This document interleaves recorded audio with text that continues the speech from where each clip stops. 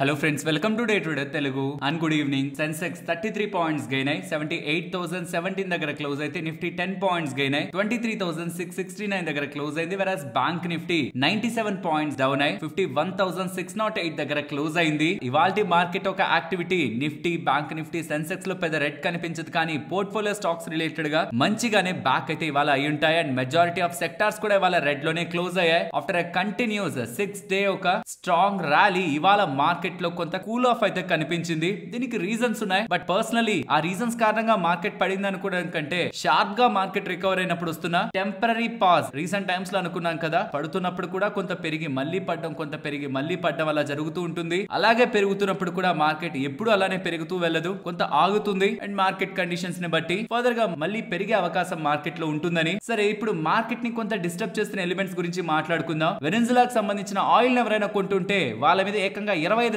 Tariff ని వేసేస్తానని Trump గారు చెప్తున్నారు ఏప్రిల్ 2 నుంచి. ఎవరెవరు కొంటున్నారు? అండ్ అసలు మన ఇండియా ఎంత కొంటుంది? వెనెజులా నుంచి ఎక్కువగా ఆయిల్ కొనేది చైనా, తర్వాత యుఎస్, తర్వాత మూడో దేశం మన ఇండియానే, తర్వాత స్పెయిన్ అనమాట. అలా అని చెప్పి మన ఇండియాకి కావాల్సిన ఎక్కువ ఆయిల్ వెనెజులా నుంచి రావట్లేదు. వెనెజులా అమ్మే వాళ్ళలో మనం మూడో ప్లేస్ లో ఉంటున్నాం. దీని రిలేటెడ్ గా చాలా ఇంపార్టెంట్ డేటా నేను మీకు న్యూస్ టాపిక్ లో అనాలిసిస్ లో ఎక్స్ప్లెయిన్ చేస్తాను డీటెయిల్డ్ గా. బట్ ఈ ఒక ఇంపాక్ట్ ఏదైతే 25% టారిఫ్లు వేసేస్తారు, అది ఒక ఇండియన్ ఎనర్జీ గ్రోత్ కి ఏదైతే ప్లాన్స్ వేసుకున్నారో మన మినిస్ట్రీ, మన గవర్నమెంట్ వాళ్ళు, దానికి ఖచ్చితంగా ఇంపాక్ట్ అయితే చూపిస్తుంది. కాబట్టి ఇదొక ఇష్యూ. అది నెగిటివ్ గా కదా, బట్ పాజిటివ్ గా ఏంటంటే యుఎస్ కి సంబంధించిన ఇంపోర్ట్స్ ఆల్మోస్ట్ $23 బిలియన్ ఇంపోర్ట్స్ పై ఇండియన్ గవర్నమెంట్ టారిఫ్లను తగ్గించడానికి ఓపెన్ గా ఉందని, అలా చేస్తేనే $66 బిలియన్ సంబంధించి మన ఎక్స్పోర్ట్స్, యుఎస్ కి వెళ్తున్న ఎక్స్పోర్ట్స్ ని ప్రొటెక్ట్ చేసుకోగలదని. అంటే లెక్క ప్రకారం చూడండి, $23 బిలియన్ సంబంధించిన దాని మీద మనం టాక్స్ తగ్గిస్తే $66 బిలియన్ సంబంధించి మన ఎక్స్పోర్ట్స్ సేఫ్ ఉంటాయని ఇండియా వాళ్ళు స్మార్ట్ గా టారిఫ్ రిలేటెడ్ గా ముందుకు వెళ్తున్నారు అనే ఒక డేటా కూడా కనిపిస్తుండడం, ఇది పాజిటివ్ గా ఉంటుంది. సో పక్క నెగిటివ్, ఇన్ఫాక్ట్ ఈ నెగిటివ్ పెద్దది కాదు. ఇది నేను మీకు న్యూస్ టాపిక్ అనాలిసిస్ లో డీటెయిల్డ్ గా ఎక్స్ప్లెయిన్ చేస్తాను, అక్కడ అర్థం అవుతుంది. ఇది పెద్ద నెగిటివ్ కాదు మనకి, బట్ ఇది పెద్ద పాజిటివ్. అండ్ దీనికంటే పెద్ద పాజిటివ్ నేను ఇక్కడ నుంచి చాలా వీడియోస్ బ్యాక్ చెప్పాను కదా, ట్రంప్ గారు ఒక్క స్టెప్ వెనక్కి తగ్గుతున్నారు అన్నది మార్కెట్ కి పాజిటివ్ అని. నిన్న నైట్ కూడా ఇంకొక సిగ్నల్ ఇచ్చారనమాట. లాట్ ఆఫ్ కంట్రీస్ మీద నేను టారిఫ్ బ్రేకులు ఇవ్వచ్చు అని. అంటే అందరి మీద నేను ఒకటిగా అయ్యాను, నాకు నచ్చిన దేశానికి నచ్చినట్టు టారిఫ్లు వేసుకుంటాను. సెక్టార్స్ రిలేటెడ్ గా కూడా కొన్ని సెక్టార్స్ కి బ్రేక్స్ ఇస్తాను, ఆ సెక్టార్స్ మీద వేయనేమో అనే లాంటి మాటలు మాట్లాడుతూ ఉండడం సీరియస్ గా తీసుకోదు మార్కెట్. ఐ మీన్ ఇంకా నుంచి పాజిటివ్ గా కూడా అంత సీరియస్ గా తీసుకోదు.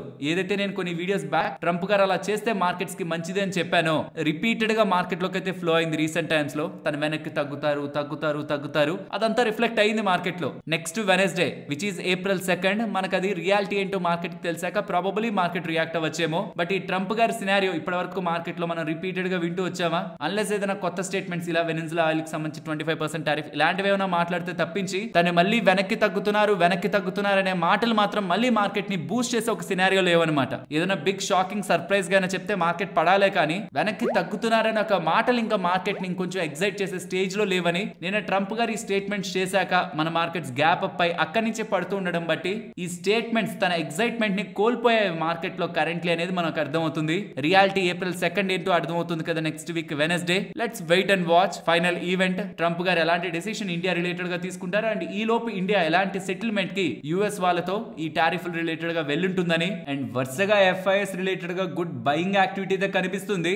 డిఐఎస్ కొంత స్లో డౌన్ అయ్యారు, ఆల్మోస్ట్ ఒక 100 crores దగ్గరగా మాత్రం బైలో ఉన్నారు. పోనీలేండి, వీళ్ళు ఎప్పుడైతే ఎఫ్ఐఎస్ బాబాయ్ చేస్తారో వాళ్ళు సెల్ చేస్తుంటారు అనమాట. అలా లేకపోవడం కూడా కొంచెం బెటర్ గానే మనం చూడొచ్చు. అండ్ గ్లోబల్ గా మీరు అబ్జర్వ్ చేస్తే యుఎస్ మార్కెట్స్ మంచిగా ఉన్నాయి, యూరోపియన్ మార్కెట్స్ ఈ రోజు మంచిగా ఉన్నాయి. బట్ ఇన్ని రోజులు పెరిగిన మన ఇండియన్ మార్కెట్స్ మాత్రం కొంత బ్యాక్ అయ్యాయి. అండ్ గిఫ్ట్ నిఫ్టీ కూడా కొంత గ్రీన్ లో ఉంటున్నట్టు మనకు కనిపిస్తుంది. బట్ గ్లోబల్ గా ఈ క్రూడ్ ఆయిల్ రిలేటెడ్ గా అన్సర్టనిటీ ఉంటూ ఉండడం, క్రూడ్ ఆయిల్ రిలేటెడ్ గా ధరలు పెరుగుతున్నట్టు, dollar index and even bond deals ఈ రెండు కూడా కొంత స్టేబుల్ గా ఆ లెవెల్స్ లో గతంలో ఉంటున్న లెవెల్స్ దగ్గరే ఉంటున్నట్లయితే మనం అర్థం చేసుకోవచ్చు. అండ్ ఏదైతే రూపీ రీసెంట్ టైమ్స్ లో ఒక కీ రోల్ ప్లే చేసిందో, లాస్ట్ 5 days లో కొంత స్ట్రెంగ్ అయింది, బట్ ఇవాళ కొంత వీక్ అయింది. బట్ అది కూడా ఏం సిగ్నిఫికెంట్ గా కాదు. అండ్ ఎఫ్ఐఎస్ రిలేటెడ్ గా రీసెంట్ గా కాన్స్టెంట్ గా షార్ట్ కవరింగ్ కనిపించింది కదా, నిన్న పెద్ద షార్ట్ కవరింగ్ ఏం జరగలేదు. అంటే నిన్న మార్కెట్ ఏదైతే పెరిగిందో అది ఖచ్చితంగా రియల్ ఫండ్స్ తో పెరిగింది, షార్ట్ కవరింగ్ తో జరిగింది కాదు. అండ్ జపాన్ రిలేటెడ్ గా మాత్రం రేట్ హైక్స్ వస్తాయని ఎలా అక్కడ సెంట్రల్ బ్యాంక్ వాళ్ళైతే చెప్తున్నారు. కమింగ్ టైమ్స్ లో మల్టిపుల్ రేట్ హైక్స్ ఉంటాయని, negative interest rate environment and inflation పెరుగుతుండడం, అక్కడ రేట్ హైక్స్ తోనే కంట్రీ ముందుకు వెళ్తుందని ఎలా అక్కడ క్లారిటీ వస్తుంది. అండ్ సెబీ వాళ్ళు నిన్న చెప్పాను కదా, 25,000 కోట్ల ఏఎం నుంచి 50,000 కోట్ల ఏఎం కి ఎఫ్పిఐస్ ఒక డిస్క్లోజర్ రూల్స్ ని రిలాక్స్ చేశారని, which is good for stock market. Probably ఇలా వస్తాయనే అనే రీజన్స్ తో నేనేమో రీసెంట్ గా FIS కూడా మన ఇండియన్ ఈక్విటీ మార్కెట్స్ వైపు కొంత ఇష్టంగా మార్కెట్ లోకి వస్తున్నారు. అండ్ రీసెంట్ గా FNO ట్రేడింగ్ చేస్తున్న వాళ్ళకి ఎగ్జామ్ పెడతారు, ఆ ఎగ్జామ్ లో క్వాలిఫై అయితేనే వాళ్ళు FNO ట్రేడింగ్ చేయాలా లేదా అనే ఒక సూటబిలిటీకి వెళ్తుందని ఇలా మార్కెట్ లో ఏ స్పెక్యులేషన్స్ అయితే వచ్చాయో దాని రిలేటెడ్ గా అనంత నారాయణ గారు క్లారిఫికేషన్స్ ఇస్తూ మేము ఎలాంటి ఎగ్జామ్స్ కూడా ఇన్వెస్టర్స్ కి పెట్టాలనుకోవట్లేదు FNO ట్రేడింగ్ చేయడానికి. సో ఏదైతే వార్తలు వస్తున్నాయో అవి నిజాలు కాదనేలా అక్కడ హోల్ టైం మెంబర్ అయిన అనంత నారాయణ గారు క్లారిఫికేషన్ అయితే ఇచ్చేశారు. అండ్ FNO ట్రేడింగ్ రిలేటెడ్ గా కానీ అండ్ ఒక్కొక్క ఎక్స్చేంజ్ ఒక్కొక్క ఎక్స్పైరీ పెట్టుకోవడం రిలేటెడ్ గా కానీ జనరల్ స్టేట్మెంట్స్ సెబీ వాళ్ళ దగ్గర నుంచి ఫర్దర్ గా FNO రిలేటెడ్ గా కనిపిస్తూ ఉన్నాయి. అండ్ ఫైనలీ మార్కెట్స్ రిలేటెడ్ గా వెరీ ఇంపార్టెంట్ లెవెల్స్ గతంలో సపోర్ట్ గా యాక్ట్ అయ్యి బ్రేక్ అయ్యి ఫర్దర్ గా మళ్ళీ అదే లెవెల్స్ దగ్గరకు వస్తున్నప్పుడు పర్టికులర్ గా స్మాల్ క్యాప్స్ లో కొంత రెసిస్టెన్స్ కనిపిస్తూ ఉంది. కమింగ్ టైమ్స్ లో ఏదైతే రియల్ డేటా మార్కెట్ లోకి వస్తుందో అదైతే రిజల్ట్స్ రూపంలో కానీ ఆ ట్రంప్ గారు ఈ టారిఫ్ రిలేటెడ్ గా వచ్చే క్లారిఫికేషన్ రూపంలో కానీ మన మ్యాక్రో ఎకనామిక్ డేటా కానీ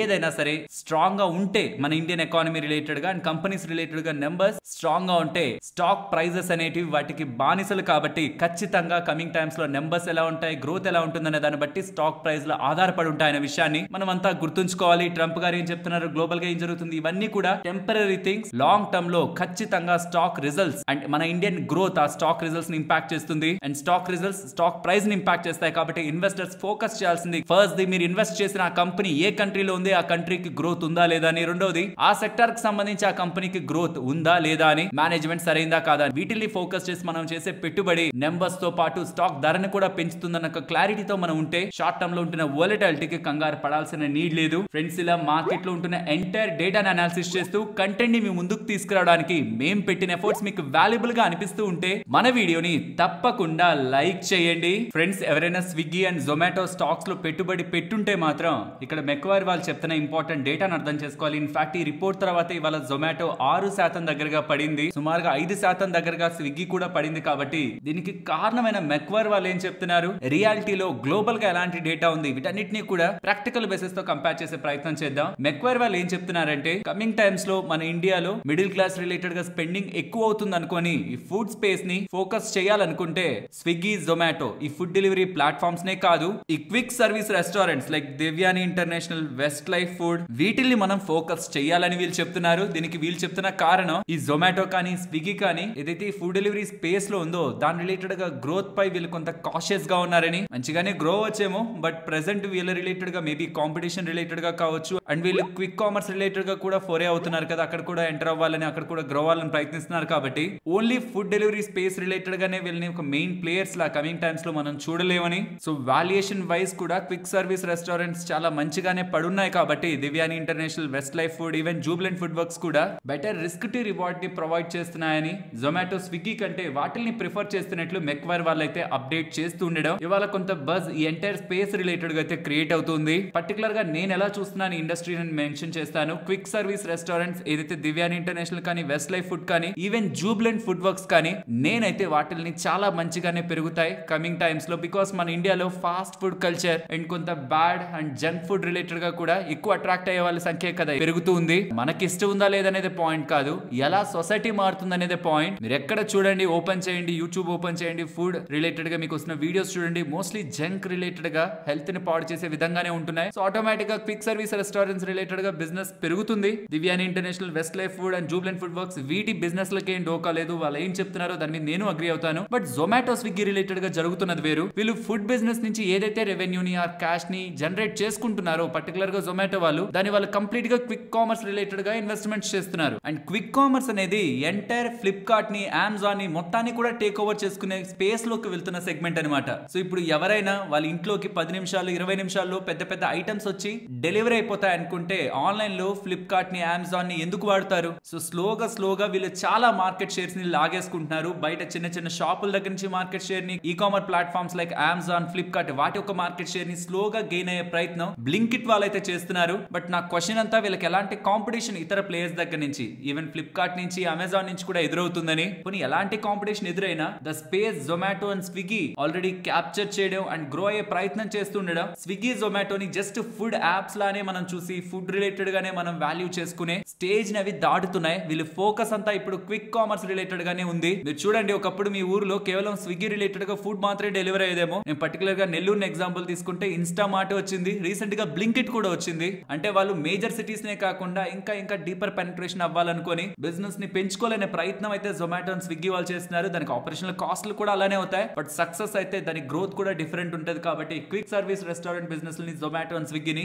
ఇంటర్ రిలేటెడ్ గా కంపేర్ చేయడానికి లేదు. జొమాటో అండ్ స్విగ్గీ రిలేటెడ్ గా రిస్క్ ఎక్కువే, వర్కౌట్ అయితే రివార్డ్ ఎక్కువే. But quick service restaurants related గా రిస్క్ తక్కువ, ప్రొజెక్టెడ్ గ్రోత్ ఏదైతే యూజువల్ జీడిపి రిలేటెడ్ గా అండ్ యూజర్ స్పెండింగ్ రిలేటెడ్ గా మనకు ప్రొజెక్షన్స్ ఉంటాయి, ఆ లెవెల్లోనే మనకు ఆ స్పేస్ లో గ్రోత్ అయితే ఉంటుంది. ఇక్కడ ఒక చిన్న ఎగ్జాంపుల్ ని చెప్పి ఎండ్ చేస్తాను. గ్లోబల్ గా ఉంటున్న ఫుడ్ డెలివరీ యాప్స్ తీసుకోండి, లైక్ చైనాకి సంబంధించిన మిట్యూఆన్ ని, ఇదిగోండి ఇది ఎగ్జాంపుల్. జొమాటోతో కంపేర్ చేసి చూస్తే Zomato 25 lakh per day orders ని డెలివర్ చేస్తూ ఉంటుంది. ఈ చైనాకి సంబంధించిన food delivery app 5 crore orders ని పర్ డే డెలివర్ చేస్తుంది. అండ్ ఉమెన్ ఒక రోల్ కమింగ్ టైమ్స్ లో ఫైనాన్షియలీ ఎర్న్ చేసి మేము స్టేబుల్ అవ్వాలి, మనీ ఎర్నింగ్ రిలేటెడ్ గానే ఫోకస్ ఎక్కువ అవుతుందని మనం అనుకుంటే, అంటే ఇంట్లో కుక్ చేసుకునే ఒక టైం వాళ్ళకి ఉండదు అని మనం అనుకుంటే, టైం టు టైం మన ఇండియాలో కూడా ఈ జొమాటో స్విగ్గీ రిలేటెడ్ గా స్పేస్ ఇంకా ఎక్స్పాండ్ అయ్యే స్కోపే మనకు కనిపిస్తుంది. బట్ ప్రాబ్లం అంతా ఇలాంటి మంచి గ్రోత్ ఉందన్నప్పుడు కాంపిటీషన్ కూడా వస్తుంది. ఆ కాంపిటీషన్ తట్టుకొని జొమాటో అండ్ స్విగ్గీ ఎలా నిలబడతా అనేది చూడాలి. As of now Zomato number 1 place లో, స్విగ్గీ నెంబర్ 2 ప్లేస్ లో ఉంది. లెట్స్ ఈ కాంపిటీషన్ లో ఎవరెవరు ఎంటర్ అయ్యి న్యూ ప్లేయర్స్ ఎలా ఎమర్జ్ అవుతారని. నెక్స్ట్ సుజలాన్ గురించి మాట్లాడుకోవాలి. సుజలాన్ రిలేటెడ్ గా మోతీలాల్ అస్వాల్ వాళ్ళు బై రేటింగ్ అని చెప్తూ టార్గెట్ 70 రూపాయలకు వెళ్తుందని చెప్తున్నారు. టార్గెట్ ని పక్కన వదిలేద్దాం, అసలు ఎందుకు వెళ్తుందని చెప్తున్నారు, లాజిక్ ఏం చెప్తున్నారంటే డిసెంబర్ 2026 ఎండింగ్ నాటికి ఉంటున్న ఈపీఎస్ ఎస్టిమేట్స్ ప్రకారం 34 టైమ్స్ లో ఈ కంపెనీని వాల్యూ చేస్తున్నారని చెప్తున్నారు. ఆ 70 రూపాయల టార్గెట్ ఇవ్వడానికి ఈ వాల్యుయేషన్ అంటున్నారు. కానీ వీళ్ళు తీసుకుంది కొంత ఎక్స్పెన్సివ్.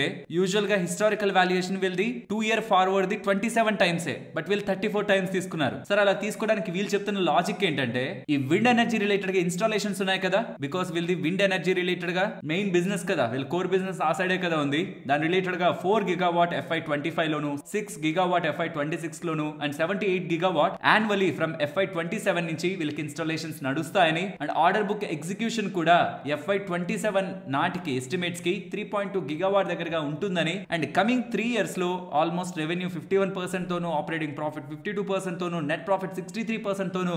ఇది చూడండి యాన్యువల్ గ్రోత్. ఇది అప్పటికి కాదు, ఇయర్ ఇలా గ్రో అవుతూ మార్జిన్స్ కూడా 16% దగ్గరగా FY27 నాటికి మెయింటైన్ చేస్తారని, ఒక సాలిడ్ గా గ్రో అయ్యే బిజినెస్ వీళ్ళ దగ్గర ఉంది. గవర్నమెంట్ సపోర్ట్ కూడా ఉందని, ఈ అభిప్రాయాలతోనే వీళ్ళు 70 రూపాయలకు వెళ్తుందని అనుకుంటున్నారని ఇలా మోతీలాల్ అస్వాల్ వాళ్ళు ఒక రిపోర్ట్ అయితే రిలీజ్ చేశారు సుజలాన్ రిలేటెడ్ గా. చాలా మంది మన వాళ్ళు ఈ మధ్యకాలంలో ఏ స్టాక్ ని హోల్డ్ చేస్తున్నారన్నప్పుడు సుజలాన్ పేరు ఎక్కువగా వినిపించింది. కాబట్టి ఈవెన్ నిన్న చాలా డేస్ బ్యాక్ నుంచి కూడా మన వాళ్ళు ఏ స్టాక్స్ హోల్డ్ చేస్తున్నారని కింద కామెంట్ సెక్షన్ లో అడిగిన దాంట్లో ఉంటున్నవి. ఏవైతే రిపీటెడ్ గా స్టాక్స్ నేను నోట్ చేసి పెట్టుకున్నాను, వాటి గురించి ఏ అప్డేట్స్ వచ్చినా షేర్ చేస్తానన్నాను. కాబట్టి ఈ కంపెనీ గురించి అయితే అప్డేట్ చేస్తున్నాను. ఇదనే కాదు, మీరు ఆల్రెడీ మన కామెంట్ సెక్షన్ లో పెట్టిన ప్రతి స్టాక్ ఎక్కువగా మన వాళ్ళు హోల్డ్ చేస్తున్నారని నాకు అనిపించిన ప్రతి దాని రిలేటెడ్ ఉన్న మాక్సిమం అప్డేట్స్ కమింగ్ టైమ్స్ లో మీకు మన ఛానల్లో ఉంటాయి. ఫ్రెండ్స్, ఇలా న్యూస్ అప్డేట్స్ ని అనాలిసిస్ చేస్తూ మీ ముందుకి కంటెంట్ తీసుకురావడానికి మేం పెడుతున్న ఎఫర్ట్స్ మీకు వాల్యుబుల్ గా అనిపిస్తూ ఉంటే మన వీడియోని తప్పకుండా లైక్ చేయండి. ఫ్రెండ్స్, ఇవాళ మీరు గమనిస్తే హెచ్ఈజీ స్టాక్ 17% దగ్గరగా ఇంట్రాడే లో పెరిగింది కదా, అండ్ గ్రాఫైట్ కూడా 14-15% దగ్గరగా పెరిగింది కదా. ప్రధానమైన కారణం ఇక్కడ మీకు స్క్రీన్ ముందు పెడుతున్నాను.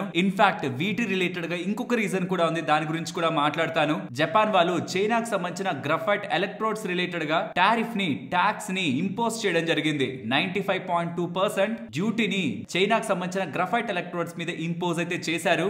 అసలు జపాన్ కి ఎంత నీడ్ ఉంది, చైనా వాళ్ళు ఎంత సప్లై చేస్తుంటారు? జపాన్ కి ఆల్మోస్ట్ 60,000 టన్స్ దగ్గరగా గ్రాఫైట్ ఎలక్ట్రోడ్స్ ఒక నీడ్ ఉంది. అందులో సుమారుగా 25% అంటే 15,000 టన్స్ దగ్గరగా చైనా వాళ్ళే సప్లై చేస్తారు. మరి చైనా వాళ్ళ రిలేటెడ్ గా ట్యాక్స్లు పెంచి చైనా వాళ్ళు పక్కకు తప్పుకుంటుంటే మరి ఇతర ప్లేయర్స్ ఎవరు జపాన్ కి ఎక్కువగా సప్లై చేయాలి? ఇతర దేశాలకు సంబంధించిన ప్లేయర్సే కదా. అందులో ఇండియాకి సంబంధించి కూడా గ్రాఫైట్ అండ్ హెచ్ఈజీ ఉన్నాయి. కాబట్టి ప్రాబబులీ ఈ రీజన్స్ తో ఇవాళ ఈ రెండు స్టాక్స్ లో కూడా భారీ మూవ్ కనిపించింది. అండ్ దీని రిలేటెడ్ గానే మల్టిపుల్ ఫైనాన్షియల్ ప్లాట్ఫామ్స్ లో మనకి డేటా ఉంది. ఈ ఒకటే రీజన్ కాదు, మోస్ట్లీ అదే మనకి మల్టిపుల్ ఫైనాన్షియల్ ప్లాట్ఫామ్స్ లో కనిపిస్తుంది. కానీ ఇక్కడ నుంచి కొంత టైం బ్యాక్ మీరు అబ్జర్వ్ చేశారంటే April 1st నుంచి చాలా వరకు చైనాకు సంబంధించిన గ్రాఫైట్ ఎలక్ట్రోడ్స్ ధరలు పెరగబోతున్నాయి. సుమారుగా 7-8% దగ్గరగా పెరగబోతున్నాయి. సో దట్ వీళ్ళు పెంచారంటే గ్లోబల్ గా ఉన్న ఇతర ప్లేయర్స్ కూడా ధరలను పెంచితే 7-8% అలా కానీ జరిగింది అనుకోండి, ఈ గ్రాఫైట్ కి, హెచ్ఈజీ కి సేల్స్ మిక్స్ లో ఆల్మోస్ట్ 25% దగ్గరగా ఎడ్జ్ దొరుకుతుంది. కాబట్టి ఈ జపాన్ వాళ్ళు చైనా రిలేటెడ్ గా విధిస్తున్న ఈ 95% డ్యూటీ అండ్ చైనా వాళ్ళు పెంచుతున్న గ్రాఫైట్ ఎలక్ట్రోడ్స్ ప్రైజెస్, ఈ రెండు కూడా మన ఈ రెండు కంపెనీస్ కి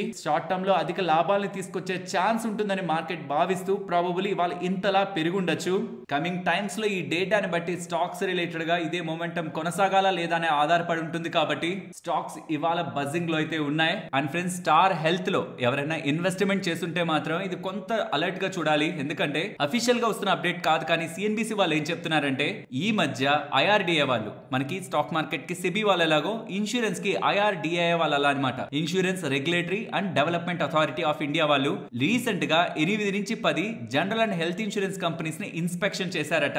అందులో స్టార్ హెల్త్ ఇన్సూరెన్స్ రిలేటెడ్ గా ఎన్ని క్లైమ్స్ వాళ్ళు సెటిల్ చేస్తున్నారు, ఒక క్లైమ్ ని సెటిల్ చేయడానికి ఎంత టైం తీసుకుంటున్నారు, ₹1,00,000 అడిగారు అనుకోండి క్లైమ్, దాంట్లో ఏ డిడక్షన్స్ న్యాయంగా ఉంటున్నవి ఏవి తీసి ఎంత ఇచ్చేస్తున్నారు, ఈ మొత్తాన్ని చూసిన తర్వాత ఐఆర్డిఏ వాళ్ళకి స్టార్ హెల్త్ ఇన్సూరెన్స్ వాళ్ళే పర్టికులర్ గా మిగిలిన హెల్త్ ఇన్సూరెన్స్ కంపెనీస్ తో పోలిస్తే వీళ్ళల్లో సరైన ప్రాక్టీసెస్ కనిపించలేదని, మీన్స్ ప్రాపర్ గా వీళ్ళు హెల్త్ ఇన్సూరెన్స్ రిలేటెడ్ గా క్లైమ్స్ ని సెటిల్ చేయట్లేదని, అండ్ ఇలా వీళ్ళు మిస్టేక్స్ చేసిన దానికి కాను కమింగ్ టైమ్స్ లో వీళ్ళ మీద యాక్షన్ తీసుకోబడుతుందని, ప్రెసెంట్ ఉన్న ఇన్వెస్టిగేషన్ కంప్లీట్ అయ్యాక ఫర్దర్ యాక్షన్ కూడా వీళ్ళ మీద తీసుకోబడుతుందని ఇలా స్టేట్మెంట్స్ కనిపిస్తుండడం ఇవాళ ఫ్రెష్ 52 వీక్ లోకి స్టాక్ అయితే వెళ్ళింది. ఇక్కడ మీరు గమనించవచ్చు, ఒకప్పుడు ₹900 దగ్గరగా దానికి పైగా ఉంటున్న కంపెనీ ఇప్పుడు ₹366 దగ్గరగా ఉంది. బికాస్ ఆఫ్ కంటిన్యూస్ రిమార్క్స్ వీళ్ళ బిజినెస్ రిలేటెడ్ గా. అండ్ ఇప్పుడు ఐఆర్డిఏ వాళ్ళే వీళ్ళ రిలేటెడ్ గా మిస్టేక్స్ ఫైండ్ అవుట్ చేశారు, కమింగ్ టైమ్స్ లో యాక్షన్స్ తీసుకుంటారనేసరికి ఏం యాక్షన్స్ ఉంటాయని మార్కెట్ లో ఉంటున్న భయాలు ఫర్దర్ గా స్టాక్ లో ప్రెషర్ అయితే క్రియేట్ చేస్తున్నాయి. బట్ పర్సనల్ గా ఎవరైనా ఈ స్టార్ హెల్త్ ని వాడుతూ ఉంటే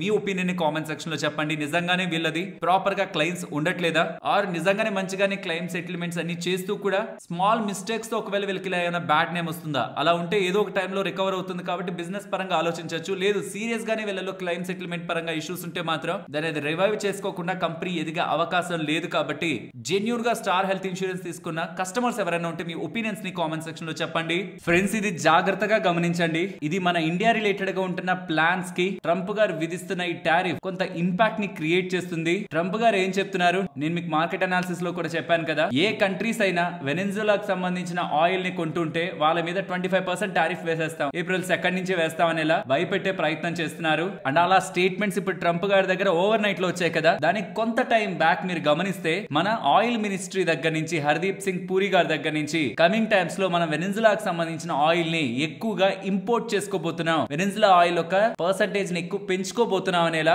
వ్యాఖ్యలు అయితే మనకు కనిపించాయి. మరి ఇండియాకి వస్తున్న టోటల్ క్రూడ్ ఆయిల్ లో వెనెజులా ఏమైనా మెయిన్ పార్ట్ అంటే కాదు. ఇక్కడ మీరు గమనించవచ్చు, వెనెజులా దగ్గర నుంచి మనకు వచ్చేది కేవలం 1.4% మాత్రమే. మనకి ఎక్కువగా రష్యా ఆయిల్ వస్తుంటుంది, ఇరాక్ కి సంబంధించి, సౌదీకి సంబంధించి, యుఏఈకి సంబంధించి, యునైటెడ్ స్టేట్స్ కి సంబంధించి. ఈ రీసెంట్ గా యునైటెడ్ స్టేట్స్ తోనే బిగ్ డీల్ కుదుర్చుకున్నారు కాబట్టి మెజారిటీ ఈ కంట్రీస్ నుంచే వస్తూ ఉంటాయి. బట్ వెనెజులాకి సంబంధించి ఎక్కువగా క్రూడ్ ఆయిల్ ఇంపోర్ట్ చేసుకోవాలనే ఆలోచనలో ప్రెసెంట్ మన ప్రభుత్వం ఉంటూ ఉండడం, అండ్ అదే పాయింట్ కి అక్కడి నుంచి 1-2 నెలల్లో మళ్ళీ ట్రంప్ గారు ఆ దేశాన్ని నుంచి కానీ ఆయిల్ తీసుకొచ్చుకున్నారంటే మాత్రం 25% టారిఫ్ వేస్తానని చెప్తూ ఉండడం మన ఇండియన్ కంపెనీస్ కి అయితే అది మంచిది కాదు, పర్టికులర్ గా ఓఎన్జీసీకి. ఎందుకంటే ఓఎన్జీసీకి ఒక సబ్సిడరీ ఉంది, ఓఎన్జీసీ విదేశ్, అండ్ ఆ పర్టికులర్ కంపెనీకి వెనెజులాలో 2 ప్లాంట్స్ ఉన్నాయి క్రూడ్ ఆయిల్ రిలేటెడ్ గా. అండ్ అక్కడి నుంచి ఆల్మోస్ట్ $500 మిలియన్ దగ్గరగా బిజినెస్ కూడా జనరేట్ అవుతుందనేలా ఓఎన్జీసీ స్టేట్మెంట్స్ కనిపిస్తున్నాయి. కాబట్టి క్రూడ్ ఆయిల్ రిలేటెడ్ గా ఇప్పుడు అక్కడి నుంచి ఆయిల్ ఇంపోర్ట్స్ తీసుకురాకూడదంటే ఖచ్చితంగా మన ఇండియా దాని రిలేటెడ్ గా ఉన్న బిజినెస్ ను వదులుకోవాల్సి ఉంటుంది. కాబట్టి ఇది టెంపరీగా ఈ కంపెనీస్ కి మంచిదైతే కాదు, ఆయిల్ ఎక్స్ప్లోరేషన్ కంపెనీస్ కి, పర్టికులర్ గా ఓఎన్జీసీకి. బట్ ట్రంప్ గారి గురించి తెలిసిందే కదా, ఒక మాట అనేస్తారు, దాని తర్వాత దాని గురించి ఆలోచించి పర్లేదులే అంటారు. ఇంతకీ మీకు ఈ వెనెజులాకి యుఎస్ఏకి ఇష్యూ ఏంటో, అంటే ఎందుకు ట్రంప్ గారు ఈ స్టేట్మెంట్స్ చేస్తున్నారో అని డౌట్ వచ్చిందా? ప్రధానమైన కారణం అక్కడ ఉంటున్న 53rd ప్రెసిడెంట్ అయిన నికోలస్ మాడురో గారి ఫైనాన్షియల్ స్టెబిలిటీని డిస్టర్బ్ చేసి అపోజిషన్ వాళ్ళకి స్ట్రెంగ్త్ ఇవ్వాలని ప్రెసెంట్ యుఎస్ఏ గవర్నమెంట్ ట్రంప్ గారు అయితే ప్రయత్నిస్తున్నట్లు కనిపిస్తుంది. సో ఏ కంట్రీస్ అయినా వాళ్ళకి తగ్గట్టు లేకపోతుంటే ఆ కంట్రీస్ కి సంబంధించిన ఆర్థిక వనరులపై దెబ్బతీయాలనుకుంటారు. వెనెజులాకి సంబంధించి మేజర్ ఇన్కమ్ అంతా కూడా ఆయిల్ ఎక్స్పోర్ట్స్ ద్వారానే వస్తుంది. కాబట్టి ఆ దేశాన్ని నుంచి ఎవరైనా క్రూడ్ ఆయిల్ కొంటే మీ మీద 25% దగ్గరగా ట్యాక్స్ వేసేస్తామంటే చాలా దేశాలు వెనక్కి వెళ్తే వీళ్ళ ఆర్థిక వనరులు దెబ్బతిని వీళ్ళు వాళ్ళ దారిలోకి వస్తారనే ఆలోచనే ప్రెసెంట్ ట్రంప్ గారి మైండ్ లో ఉంది. మరి చూడాలి ఇది ఎంతకాలం ముందుకు వెళ్తూ ఇతర దేశాలకు సంబంధించిన బిజినెస్ ని ట్రంప్ గారు ఎంతవరకు డిస్టర్బ్ చేయగలరని. బట్ ప్రెసెంట్ టెంపరీగా మన ఇండియాకి సంబంధించిన ఓఎన్జీసీ బిజినెస్ మాత్రం దీని కారణంగా ఇంపాక్ట్ అయ్యే అవకాశం అయితే కనిపిస్తూ ఉంది. బట్ గుర్తుంచుకోవాలి ఇదంతా కూడా టెంపరీ. ఇలా చాలా సార్లు చాలా వాటి మీద వేస్తూ ఉంటారు, మళ్ళీ తీసేస్తూ ఉంటారు. దీని కారణంగా మనం ఇన్వెస్ట్మెంట్ చేయాలన్నా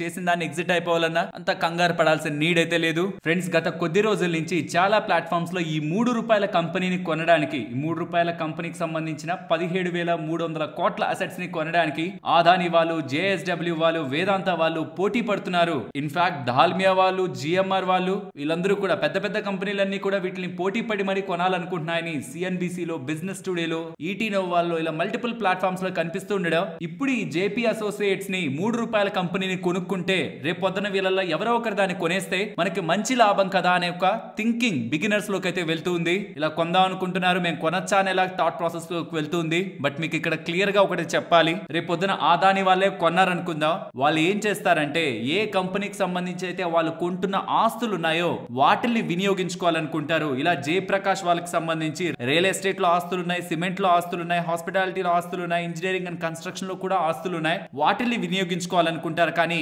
ఈక్విటీని హానర్ చేయాలనుకోరు. అంటే మీరు కొన్న షేర్ని హానర్ చేయాలనుకోరు. కొన్నిసార్లు దాన్ని జీరో చేసేస్తారు, మీ షేర్ వాల్యూ జీరో కూడా అయిపోతుంది. ఏదైతే వేరే కంపెనీ కొంటుందో వాళ్ళ ఇష్టం వచ్చినట్టు ఈక్విటీని మారుస్తారు. కాబట్టి మీరు పెడుతున్న కంప్లీట్ డబ్బులు మొత్తం కూడా జీరో అయ్యే అవకాశం ఉంది. ఈవెన్ అది ఆదాని వాళ్ళు కొని మనకు సంబంధించిన షేర్ వాల్యూని జీరో చేసి వాళ్ళు కొత్తగా ఈక్విటీని క్రియేట్ చేసి కావాలంటే అప్పుడు మార్కెట్లో ఏమైనా లిస్ట్ చేస్తారేమో, లేదంటే వాళ్ళ ఆస్తులతో కలిపేసుకుంటారేమో. ఇవేవి మీకు తెలియకుండా ఎవరో కొంటానంటున్నారు, ఇప్పుడు నేను కొనేస్తే నేను లాభం చెందుతాను, రూపాయల కంపెనీ ఆదాని వాళ్ళు కొనేస్తే రూపాయలకు వెళ్తుంది, ఈ ఆలోచనతో కానీ ఇప్పుడు మీరు ఈ కంపెనీలో ఎంటర్ అయ్యారంటే మాత్రం రేపు వాళ్ళు కొని ఈక్విటీని జీరో చేసేస్తే అడగడానికి కూడా ఏది ఉండదు. అది లీగల్. పర్టికులర్ గా ఐబీసీలో ఇన్సాల్వెన్సీ అండ్ బ్యాంక్రప్సీ కోడ్ లో ఉంటున్న కంపెనీస్ కి దూరంగా ఉండడం మంచిది. రూపాయలు కదా అని ఈ ఆదాని పెద్ద పెద్ద పేర్లు జేఎస్డబ్ల్యూ వాళ్ళ పేర్లని వినేసి దయచేసి కొనకండి. ఫ్రెండ్స్, ఈ న్యూస్ విన్నారంటే మీరు కూడా కొంత షాక్ అవుతారు. ట్రంప్ అడ్వైజర్ గారు యుఎస్ లో ఉంటున్న గోల్డ్ రిజర్వ్స్ లో కొంత అమ్మేసి బిట్ కాయిన్ కొనాలని ప్రయత్నిస్తున్నారని, గోల్డ్ కి బదులు bitcoin nearly 1 million bitcoins కొనాలనుకుంటున్నారంట. అంటే ఆ మొత్తం ఉంటున్న సప్లై లో 5% దగ్గరగా బిట్ కాయిన్స్ ని కొని యుఎస్ఏ దగ్గర హోల్డ్ చేయాలనుకుంటున్నారని స్టేట్మెంట్స్ కనిపిస్తుండడం క్రిప్టో మార్కెట్స్ అయితే కొంత ఎక్సైట్ అవుతున్నాయి. బట్ ఐ డోంట్ నో ఇది ఎంత వరకు వెళ్తుందని. క్రిప్టో కరెన్సీస్ కి పాజిటివ్ గా సపోర్ట్ చేయడం వరకు ఓకే, బట్ గోల్డ్ ని క్రిప్టో కరెన్సీస్ తో రీప్లేస్ చేయాలనుకోవడం, కొంత రిజర్వ్స్ ని సెల్ చేసి క్రిప్టోను కొనాలనుకుంటుండడం చాలా ఫైనాన్షియల్ ప్లాట్ఫామ్స్ లో ఇది ఒక బిగ్ అప్డేట్ లాగా అయితే కనిపిస్తుంది లాస్ట్ 24 అవర్స్. అండ్ ఫ్రెండ్స్, ఎవరైనా ఇండస్ఇండ్ బ్యాంక్ రిలేటెడ్ గా ఇన్వెస్టర్స్ ఉంటే రీసెంట్ గా ఇండస్ఇండ్ బ్యాంక్ రిలేటెడ్ గా ఇష్యూస్ వచ్చాయి కదా, ఆ ఇష్యూస్ రిలేటెడ్ గా ఎక్స్టర్నల్ ఆడిటర్ అయిన PwC వాళ్ళు ఆడిటింగ్ అయితే కంప్లీట్ చేశారని, అండ్ ఆడిటింగ్ ఒక రిపోర్ట్ మార్చ్ 28న అప్డేట్ అయితే చేస్తారని ఇండస్ఇండ్ బ్యాంక్ ఒక అకౌంటింగ్ రిలేటెడ్ గా చేసిన ఈ ఆడిట్ అప్డేట్ మనకి 28 మార్చిన ఉండబోతుందని ఇలా వచ్చేసరికి డేటా వచ్చేసరికి ఎక్కడ అందులో బిగ్ షాకింగ్ డేటా ఉంటదేమో, ఎందుకు రిస్క్ అని ఇవాళ ఇండస్ఇండ్ బ్యాంక్ లో ఉంటున్న ఇన్వెస్టర్స్ కొంత బుక్ చేసుకొని బయటకు వెళ్లే ప్రయత్నం చేస్తుండడం స్టాక్ 5% దగ్గరగా పడింది. మరి చూడాలి అఫీషియల్ గా మార్చ్ 28వ తేదీ ఏదైనా షాకింగ్ విషయాలుంటే ఫర్దర్ గా స్టాక్ పడచ్చు. అలా ఏం లేదు, బానే ఉంది, వాళ్ళు చెప్పిందే, ఇంకంతకు మించిన రిస్క్ లేదు. అంటే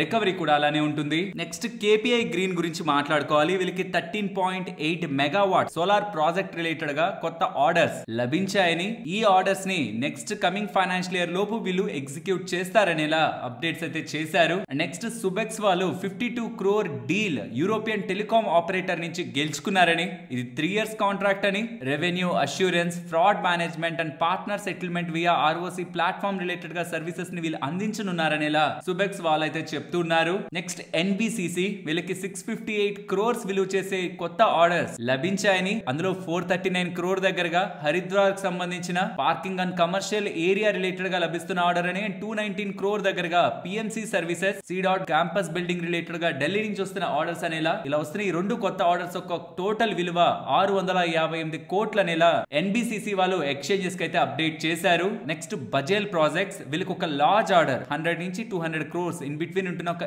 EPC order Madhya Pradesh power transmission corporation వాళ్ళ దగ్గర నుంచి MPPTCL వాళ్ళ దగ్గర నుంచి లభించిందని, ఇది 132 kV ట్రాన్స్మిషన్ లైన్స్ రిలేటెడ్ గా భోపాల్ మెట్రో రైల్ రిలేటెడ్ గా లభిస్తున్న ఆర్డర్ అని, నెక్స్ట్ 24 months లో దీన్ని కంప్లీట్ చేస్తారని వీళ్ళు అప్డేట్ చేశారు. అండ్ UPS వాళ్ళు కొన్ని సిమెంట్ కంపెనీస్ రిలేటెడ్ గా గతంలో సెల్ చెప్పున్నారు, న్యూట్రల్ చెప్పున్నారు, బట్ వాటన్నిటి రిలేటెడ్ గా ఇప్పుడు బై అని మాట్లాడుతూ ఎంతెంతకి వెళ్తాయని టార్గెట్స్ ని కూడా ఇస్తున్నారు. ఆ టార్గెట్స్ అండ్ ఆ స్టాక్స్ మొత్తం కూడా మీకు స్క్రీన్ ముందు ఉంచుతున్నాను. దానికి రీజన్ వీళ్ళు ఏం చెప్తున్నారంటే 2023 జూన్ నుంచి కూడా మేము నెగిటివ్ గానే ఉన్నాం ఈ సెక్టార్ మీద, కానీ ఇప్పుడు పాజిటివ్ గా టర్న్ అవుతున్నాం. ఎందుకంటే ఎర్నింగ్స్ అప్ సైకిల్ ఎమర్జ్ అవబోతుంది FY26 లో, వీళ్ళ ఆపరేటింగ్ నెంబర్ స్ట్రాంగ్ గా మూవ్ అవబోతున్నాయని ఒక స్ట్రాంగ్ కాన్ఫిడెన్స్ వచ్చాక ఇలా మాట్లాడుతున్నారనేది ప్రధానమైన కారణం. హౌసింగ్ సెక్టార్ రిలేటెడ్ గా strong demand and up cycle and government capex related గా కూడా రివైవల్ కనిపిస్తుందని, కాస్ట్ సేవింగ్స్ అయ్యి మార్జిన్ ఇంప్రూవ్ అవుతున్నాయని, అండ్ షేర్ ప్రైజెస్ కూడా బాటమ్ అవుట్ అయ్యి రీసెంట్ టైమ్స్ లో పెరుగుతున్నాయని, అండ్ మొత్తం సెక్టార్ లో కూడా కన్సాలిడేషన్ కనిపిస్తుంది. ఇప్పుడు మొత్తం ఫైట్ అంతా అల్ట్రాటెక్ అండ్ అంబుజా మధ్యలోనే ఉంది కాబట్టి ఫర్దర్ మోర్ ఫైట్ అనేది ఉండకపోగా నెంబర్స్ ఇంప్రూవ్ అయ్యే ఛాన్స్ ఉన్నాయనేలా వీళ్ళు అభిప్రాయపడుతూ సిమెంట్ సెక్టార్ ని మొత్తాన్ని కూడా అప్గ్రేడ్ అయితే చేశారు. నెక్స్ట్ ఇవాళ మీరు గమనిస్తే SG Fin7 అనే కంపెనీ 14% దగ్గరగా పెరిగింది కదా. దీనికి ప్రధానమైన కారణం ఫేమస్ ఇన్వెస్టర్ అయిన మధుసూదన్ కేలా గారు 9,51,000 షేర్లు ఈ కంపెనీ రిలేటెడ్ గా కొన్నారని, 350 రూపాయల ధరలో 24 మార్చి కంపెనీలో పెద్ద మొత్తంలో పెట్టుబడి పెట్టారని ఇలా మధుసూదన్ కేలా గారి ఇన్వెస్ట్మెంట్ రిలేటెడ్ గా అప్డేట్స్ వస్తుండడం.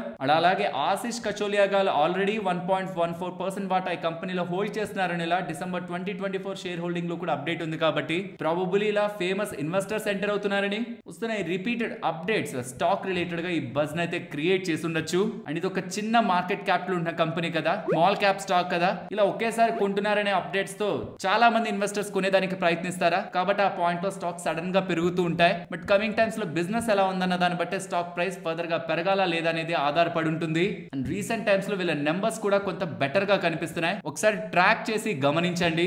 ఆర్వీఎన్ఎల్ వీళ్ళకి 115 crore 79 lakhs విలువ చేసే ఆర్డర్ సెంట్రల్ రైల్వే వాళ్ళ దగ్గర నుంచి లభించిందని, నెక్స్ట్ 24 months లో ఇది కంప్లీట్ చేస్తారని అప్డేట్ చేశారు. మరొక ఇంట్రెస్టింగ్ వీడియోతో మళ్ళీ మీ ముందుకు వస్తాను. అంతవరకు టేక్ కేర్, జై హింద్.